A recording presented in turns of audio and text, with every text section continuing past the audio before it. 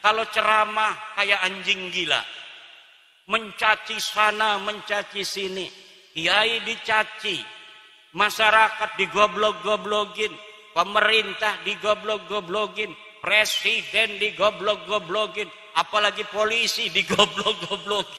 Bahwa dia mendukung Ba'lawi sebagai cucu Nabi. Saya bantah. Tidak berani jawab, tidak berani diskusi dari Iran. Ulama Iran tidak berani melawan ulama dari Jawa, Indonesia. Ulama Mesir tidak berani melawan ulama Jawa, Indonesia. Ulama Yaman tidak berani melawan orang Jawa, Indonesia.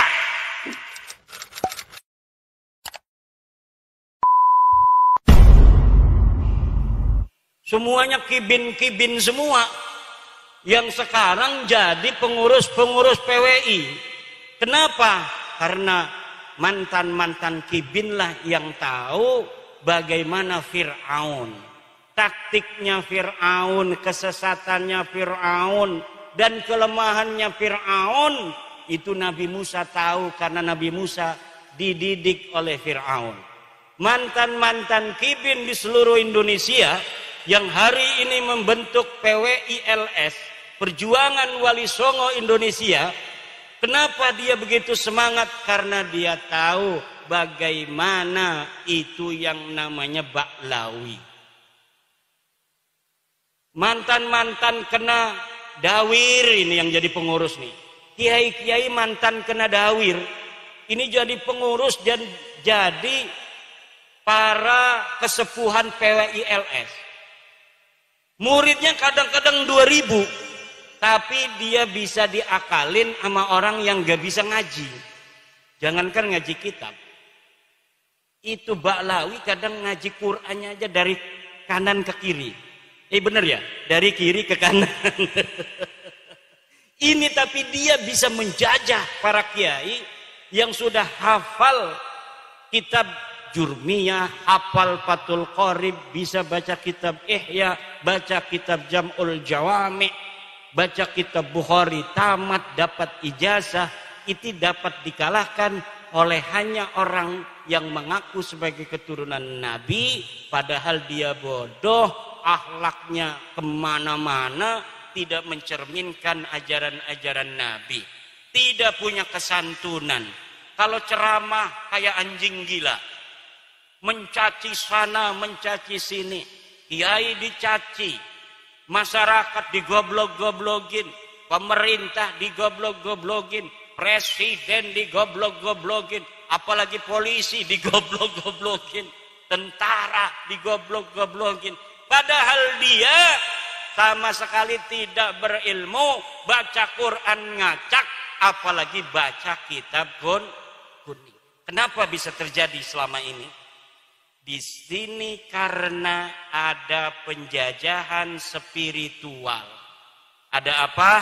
Penjajahan spiritual yang dibangun di atas kebohongan dan kedustaan, cerita-cerita palsu, sejarah-sejarah palsu yang kemudian ditanamkan di kita orang-orang Indonesia agar mempercayai mereka sebagai keturunan Nabi. Pas ditanya mana dalilnya nggak punya dalil, ditanya kitabnya nggak punya kitab, ditanya tes DNA-nya melenceng kemana-mana. Jangankan sebagai keturunan Nabi, turunan Arab aja bukan.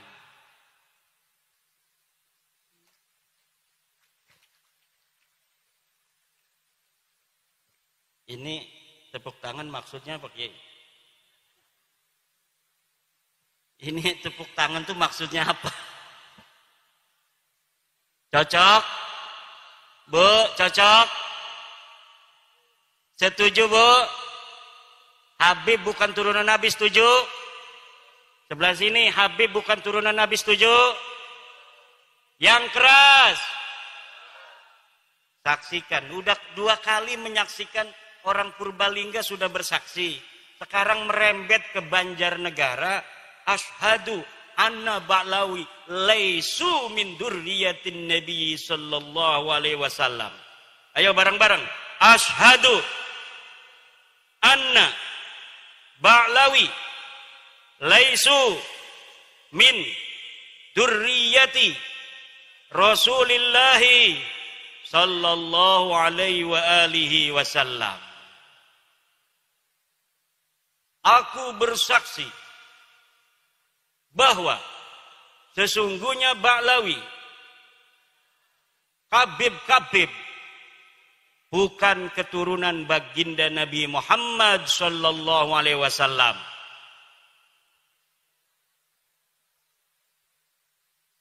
Dan ini bisa dipertanggungjawabkan secara ilmiah, zahiran wa batinan, dunia wa ukhra.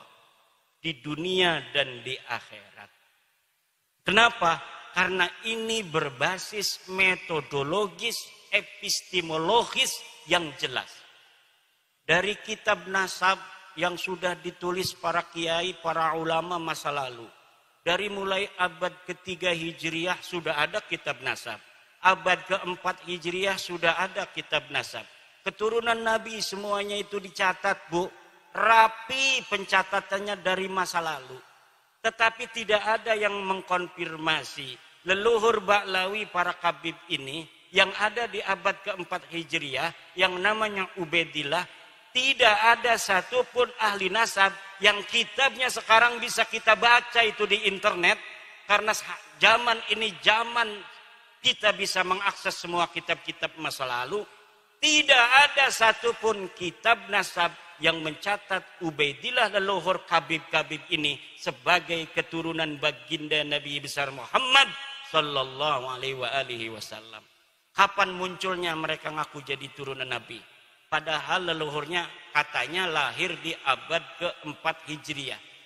Mereka ngakunya baru tahun 895 Hijriah. 550 tahun setelah keberadaan orang yang diaku. Yang setelah kita lihat, kitab-kitab sebelum abad 9 ini tidak ada yang mencatat mereka sebagai keturunan Nabi. Kalau kitab setelah mereka mengaku, dikarang oleh mereka. Mereka mengarang kitab Al-Burqatul Musiqah tahun 895 mencatat kami turunan Nabi.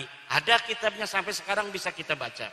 Nanti di abad 10 ada lagi kitab yang mereka karang. Namanya kitab Tuhfatut Talib. Mereka mencatat kami turunan Nabi. Ada kitabnya. Abad ke-9 Hijriah ada, 10 Hijriah ada, 11 Hijriah ada dicatat. 12 Hijriah ada, 13 Hijriah ada, 14 Hijriah juga ada. Sampai sekarang ada. Mereka dicatat turunan Nabi. Tapi mulai dari abad mereka mengaku, sebelumnya tidak sama sekali dicatat mereka sebagai keturunan Nabi. Leluhur mereka yang katanya wali, faqih, muqaddam, sahib, mirbat, semuanya tidak terkonfirmasi sebagai keturunan Nabi. Bahkan menurut sejarah, kitab-kitab sejarah yang dapat kita baca di Yaman, tidak ada di Yaman orang yang bernama faqih, muqaddam. Tidak ada di Yaman orang yang bernama Muhammad sahib, mirbat. Tidak ada orang yang bernama Ubaid. Lalu mereka mencatat nama-nama itu berdasarkan apa? Berdasarkan menurut seorang peneliti dari Barat yang bernama Alexander Knies. Berdasarkan historical imajinatif. Yaitu sejarah imajiner yang ditulis berdasarkan khayalan semata. Allahu Akbar. Kenapa sekarang saya menggunakan salah satu pendapat dari orang Barat? Karena pendukung mereka namanya Rumel Abbas sekarang menggunakan orang Barat, menggunakan kiai dari Mesir. Saya bantah, Syekh Ali Jum'ah tidak bisa jawab, itu orang Mesir. Orang Iran namanya Mahdi Rojai bikin video bahwa dia mendukung Ba'lawi sebagai cucu Nabi. Saya bantah, tidak berani jawab, tidak berani diskusi dari Iran. Ulama Iran tidak berani melawan ulama dari Jawa, Indonesia. Ulama Mesir tidak berani melawan ulama Jawa, Indonesia. Ulama Yaman tidak berani melawan orang Jawa, Indonesia.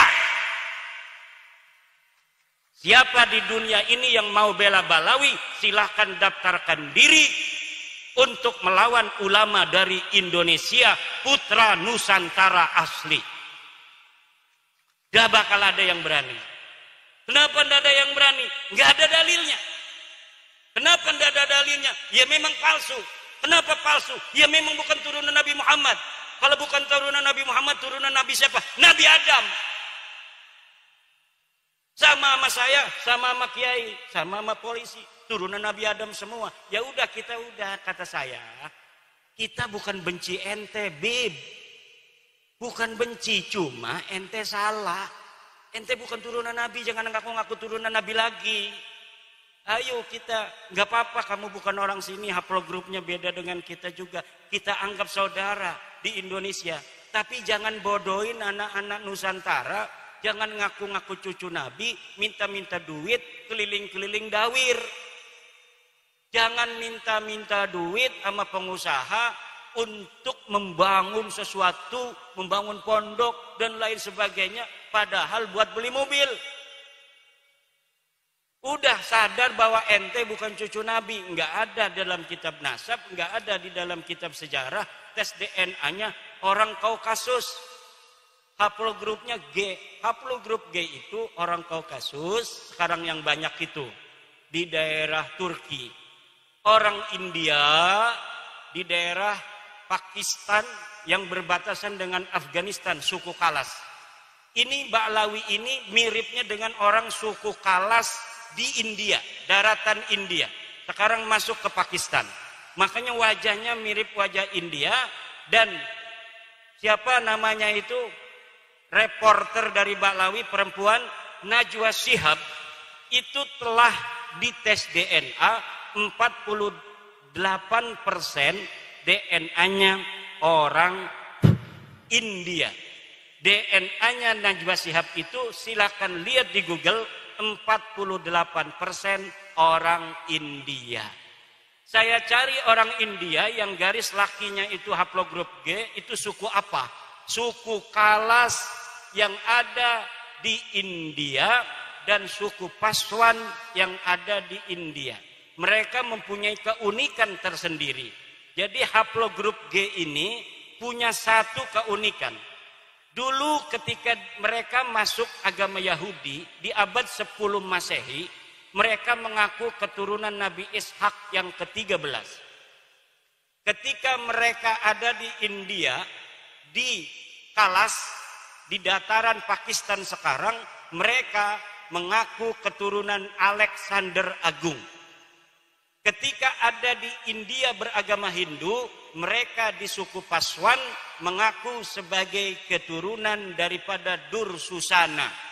Ketika di Islam di Indonesia dan di Yaman, mereka mengaku sebagai keturunan baginda Nabi besar Muhammad sallallahu alaihi wasallam. Kayaknya haplogrup G ini kalau dia agama Kristen ngaku sebagai anaknya Yesus Kristus. Untung Nabi Isa nggak punya istri, nggak punya anak.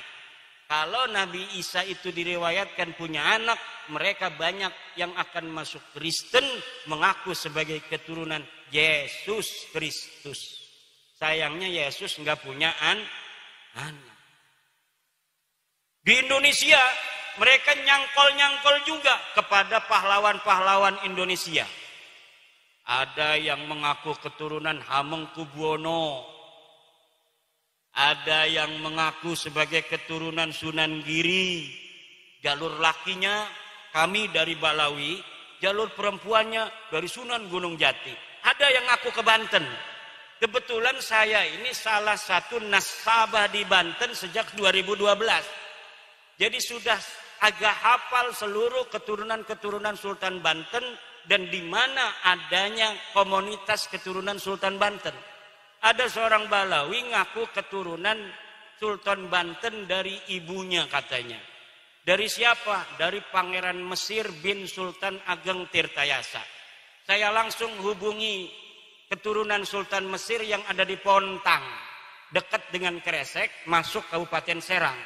Betul nggak ada susunan nasab seperti ini yang dari keluarga Pangeran Mesir? Ini bohong Kiai, ini palsu. palsu. Mereka mengaku keturunan Jogja dari Hamengkubuwono II. Saya teliti, saya konfirmasi kepada peneliti nasab di Jogja, palsu. Ngaku Sunan Giri, palsu. Ngaku apa saja, ngaku kiai, ngaku ulama. Masa ulama nggak suruh baca kitab dari kiri ke kanan?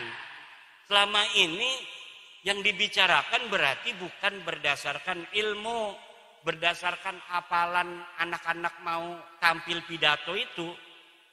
Mau tampil pidato dia hafalin gitu. Tapi ndak mondok, sehingga dia nggak paham. Ilmu itu bukan apa yang dihafal, tapi apa yang dipahami di dalam sukma.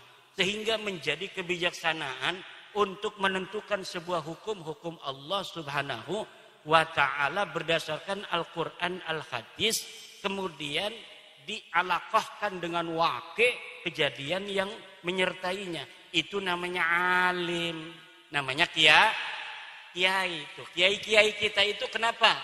Kiai kita itu pada tawadhu? Karena ilmunya itu rasihun fi qulubihim. Ilmunya masuk ke relung-relung jiwa, relung-relung hati mereka. Semakin banyak ilmunya kiai, semakin tunduk kayak padi. Semakin berisi dia semakin menunduk. Semakin ada orang menghormati, semakin dia menghormati orang yang menghormatinya. Ini akhlak bangsa kita, bangsa Nusantara. Tapi mereka kalau dihormati ngelunjak, semakin dihormati, semakin yang menghormatinya dimanfaatin, duitnya diroyot, apa tuh istilahnya, diporotin. Kalau ada mukibin kaya, udah habis itu. Punya mobil Alphard diminta, kalau enggak kualat ente. Orang mengkritik mereka, kata Novel Anidrus, orang yang berani mengkritik Habib itu adalah dajjal. Tidak ada itu dalam ajaran. Orang yang mengkritik Rasulullah aja, Rasulullah nggak pernah bilang yang mengkritik beliau itu dajjal. Sahabat beberapa kesempatan diriwayatkan pula itu bermusyawarah dengan Rasul. Bertanya, wahai Rasul, apakah pendapatmu ini berdasarkan wahyu? Apakah berdasar pendapatmu sendiri? Kalau berdasarkan wahyu, kita harus ikuti. Kalau berdasarkan pendapatmu, bolehkah kami memberikan masukan apa yang seharusnya kita lakukan dalam perang ini? Itu aja Rasulullah. Apalagi manusia biasa. Manusia biasa itu Bapak Ibu, kalamuhu yuraddu wa yuqbalu qauluhu illa sahib hadal qabri. Kalimatnya, kata-katanya, pendapatnya itu boleh diterima, boleh ditolak, illa sahib hadal qabri, kecuali baginda Nabi besar Muhammad. Lalu ajaran yang mengatakan orang mengkritik Habib itu adalah dajjal dari mana? Kalau bukan dari ajaran Islam. Mungkin mereka punya ajaran agama lain yang tidak ada dalam ajaran agama kita. Dalam agama kita, inna akramakum indallahi atqakum. Seluruh manusia itu sama. Sesungguhnya orang yang paling mulia di antara kalian adalah orang yang paling bertakwa. Kata mereka yang paling mulia adalah kabaib. Walaupun tidak ibadah, walaupun tidak sholat, walaupun tidak alim, mereka tetap mulia. Karena kemuliaan mereka adalah zat. Sedangkan orang alim, kiai, polisi, presiden, itu sifat kemuliaannya. Kalau dia sudah tidak jadi presiden, dia tidak mulia lagi. Kalau kiai gila, katanya tidak mulia lagi. Tapi kalau kabaib, dia gila, tetap dia mulia. Kenapa? Karena di dalam dirinya ada darah Rasulullah. Dulu tuh, nggak laku lagi, Beb. Jangan ngomong-ngomong gitu lagi. Nanti diketawain orang Banjarnegara. Nanti diketawain orang Purbalingga. Nanti diketawain anak-anak Nusantara. Anak Nusantara hari ini sudah tahu ente bukan turunan Nabi. Kalau ente ngomong dengan ilmu kita terima, tapi kalau ente ngomong lagi dengan doktrin-doktrin, tidak ada lagi tempat bagimu, karena bangsa Indonesia hari ini sudah cerdas, sudah mempunyai pencerahan bahwa sesungguhnya kemuliaan manusia di mata Allah hanyalah berdasarkan takwa, bukan berdasarkan nasab. Setuju, Bu?